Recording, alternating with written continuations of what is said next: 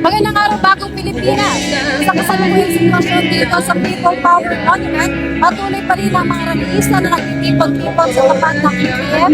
Ngunit nananatiling maayos, mayaman, organisado ang takbo ng kanilang sinasagawang programa na nagpapatuloy pa rin hanggang sa mga sandaling ito.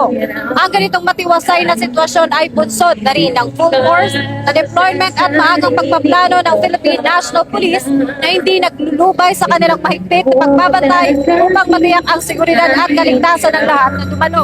Maging ang mga mamamayan na dumadaan sa lugar, sa tulong na din ng estratehikong koordinasyon sa pagitan ng Thank you so much, Ate MNDA at mga Lovely. traffic enforcers ng Quezon City. Grabe naman yung at tagumpay na nailatag ng maagang mga planong pantrapiko. Kaya naman sumabi ang hindi natin sa ulo na mga motorista ang galoy ng mga sasakyan sa paligid. Ngayon naman dahil sa Siyempre, pagsikat tuloy-tuloy at po nakatutunaw ng ang ilang ating araw, mga patuloy ang pambato seryosong mula sa paalala ng mga ibang otoridad lugar. sa publiko na unahin ang kalusugan sa pamamagitan ng pagdala ng sapat na inuming tubig upang maiwasan ang dehydration, Yes, tuloy-tuloy po ang ating pagpipit ng open payong mic. o sombrero Dahil nga, bilang Kuya proteksyon Bang, dyan na nga, at ang paakyat pagbaon na ng mahabang yung isa pasensya sa ating, habang mapayapang itinaraos ang kakanta malaking natin aktividad na ito.